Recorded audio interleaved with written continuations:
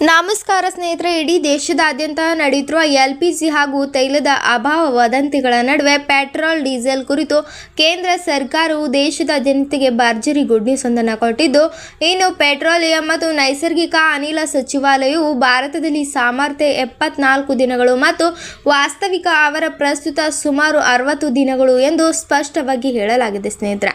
ಇನ್ನು ಹಾಗಾದರೆ ಬನ್ನಿ, ಸಿಲಿಂಡರ್ ಅಭಾವದ ಸಂಪೂರ್ಣ ಮಾಹಿತಿ ತಿಳಿದುಕೊಳ್ಳಲು ತಪ್ಪದೆ ಈ ವಿಡಿಯೋವನ್ನು ಕೊನೆವರೆಗೂ ನೋಡಿ ಮತ್ತು ಈ ಚಾನೆಲನ್ನು ಸಬ್ಸ್ಕ್ರೈಬ್ ಮಾಡಿ ಹಾಗೂ ಪಕ್ಕದಲ್ಲೇ ಇರುವಂತಹ ಬೆಲ್ ಐಕಾನ್ ಪ್ರೆಸ್ ಮಾಡಿ ಸ್ನೇಹಿತರೆ. ನಾವು ಕೊಡುವಂತಹ ನೋಟಿಫಿಕೇಶನನ್ನು ದಿನಾಲೂ ತಪ್ಪದೇ ನೋಡಿ ಸ್ನೇಹಿತರೆ. ಇನ್ನು ಸರ್ಕಾರದ ಪ್ರಕಾರ ಮಧ್ಯ ಪ್ರಾಂತ್ಯ ಬಿಕ್ಕಟ್ಟಿನ 27ನೇಯ ದಿನದಲ್ಲಿ ನಾವು ಇದ್ದರೂ ಮುಂದಿನ ಕೆಲವು ತಿಂಗಳುಗಳಿಗೆ ಭಾರತ ಸಂಪೂರ್ಣವಾಗಿ ಸುರಕ್ಷಿತವಾಗಿದೆ. ಜಾಗತಿಕವಾಗಿ ಏನೇ ನಡೆದರೂ ಕೂಡ ಪ್ರತಿಯೊಬ್ಬ ಭಾರತೀಯ ನಾಗರಿಕರಿಗೆ ಸುಮಾರು 2 ತಿಂಗಳ ಪೂರೈಕೆ ಲಾಭವಿದೆ ಎಂದು ಮತ್ತು ಮುಂದಿನ 2 ತಿಂಗಳ ಕಚ್ಚಾ ತೈಲ ಸಂಗ್ರಹಣೆಯನ್ನು ಸಹ ಸುರಕ್ಷಿತಗೊಳಿಸಲಾಗುತ್ತದೆ ಎಂದು ಸಚಿವಾಲಯ ಸಂಪೂರ್ಣವಾಗಿ ತಿಳಿಸಲಾಗಿದ್ದು, ಇನ್ನು ಜಾಗತಿಕ ಪರಿಸ್ಥಿತಿ ಏನೇ ಇರಲಿ ಮತ್ತು ಪ್ರತಿಯೊಬ್ಬ ಭಾರತೀಯರಿಗೂ ಕೂಡ ಸರಿಸುಮಾರು 2 ತಿಂಗಳ ನಿರಂತರ ಪೂರೈಕೆ ಲಭ್ಯವಿದೆ ಎಂದು ಸರ್ಕಾರ ಹೇಳಲಾಗಿದೆ ಸ್ನೇಹಿತರೆ. ಮತ್ತು ಮುಂದಿನ 2 ತಿಂಗಳು ಭದ್ರತೆ ಮಾಡಲಾಗಿದೆ. ಕೆಲವು ದೇಶಗಳು ಇಂಧನ ಬೆಲೆಗಳಲ್ಲಿ ತೀವ್ರ ಏರಿಕೆ, ಪಡಿತರ ಬೇಸಮ್ ಮತ್ತು ನಿಯಮಗಳು ಮತ್ತು ಪೆಟ್ರೋಲ್ ಪಂಪ್ಗಳನ್ನು